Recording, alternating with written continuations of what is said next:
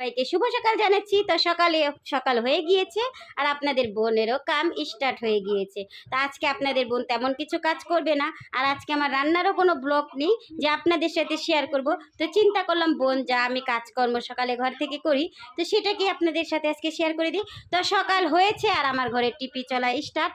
আর এখানে হচ্ছে কি আমার মেয়ের বাবা আর আমার দুই মেয়ে একসাথে শুয়ে আছে তার বাবার সাথে। তো তাদেরকে তো ডাকতেছি, তারা উঠবে না, কিন্তু আপনার বোনের সকালের নাস্তা শেষ, মানে আমার সকালের নাস্তা শেষ। আমি সকালে একটা পরোটা আর চা এনে খেয়ে ফেলেছি। তো এখন হচ্ছে গিয়ে সকালে যা টুকটাক কাজ আমার ঘরে থাকে সেটাই আপনাদের সাথে শেয়ার করবো। তো তাদেরকে তো ডাকতেছি, তারা উঠতেছে না। আর আজকে আমার কপাল এতই খারাপ, আজকে চুলাতে যেয়ে দেখি গ্যাস একেবারেই নেই। তো দেখি এতটুক গ্যাসে আপু কি করতে পারে, চলেন আপনাদের সাথে শেয়ার করি।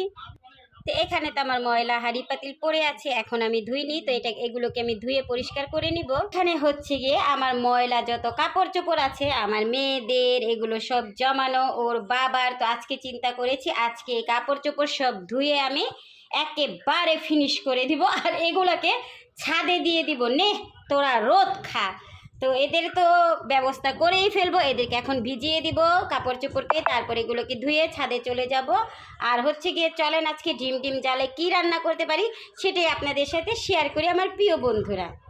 এই কম জালে তো আপনাদের আপু ভাত রান্না করে নিয়েছে। তো আমি ভাত রান্না করে ভাত মার ঝরার জন্য দিয়ে দিয়েছি। আর হচ্ছে গিয়ে যেহেতু আজকে গ্যাস নেই, তো আমি একটু টমেটো আর ধনিয়া পাতা কেটে নিয়েছি, এটাকে সালাদ করব, সাথে দিয়ে দিব কাঁচামরিচ আর পেঁয়াজ কুচি। আর এখানে হচ্ছে গিয়ে কম জালেই আমি ডাল বসিয়ে দিয়েছিলাম। ডালটাকে আমি হাত দিয়ে একেবারে তেল মরিচ আদা রসুন বাটা পেঁয়াজ কুচি কাঁচামরিচ দিয়ে একেবারে মানে হাতে মেখে হয় না ওইভাবে বসিয়ে দিয়েছি। কারণ হচ্ছে গিয়ে গ্যাস তো একেবারেই কম, একেবারে ঢিমু গ্যাস। তো এটাতে ডালটা আমার ভুনা হয়ে যাবে। তো ডালটা ভুনা হয়ে গেলে এখানে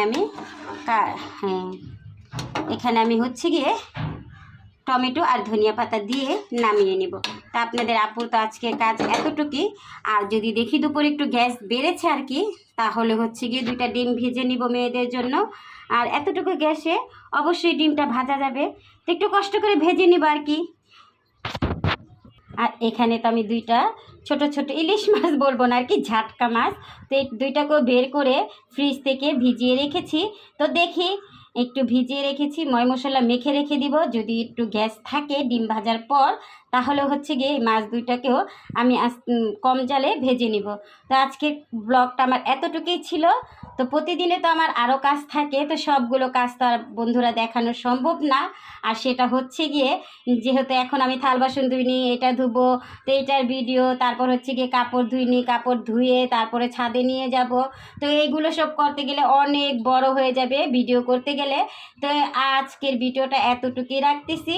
আর যেহেতু বেশি বড় ব্লগ হয়ে গেলে দেখা যায় অনেক বড় হয়ে গেলে অনেকে দেখতেও পছন্দ করে না, তাই আমি মানে চেষ্টা করি আর কি 3 মিনিট প্লাস এরকম রাখার জন্য ভিডিওগুলো। তো আল্লাহ হাফেজ বন্ধুরা, আজকের ঘরের টুকিটাকি কাজকর্ম আমার কেমন লাগলো জানাবেন আমাকে।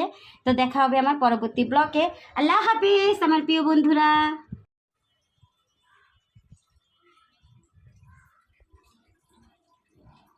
তা আপনাদের বোন আপনাদের থেকে বিদায় নিয়ে নিল। আল্লাহ হাফেজ বন্ধুরা।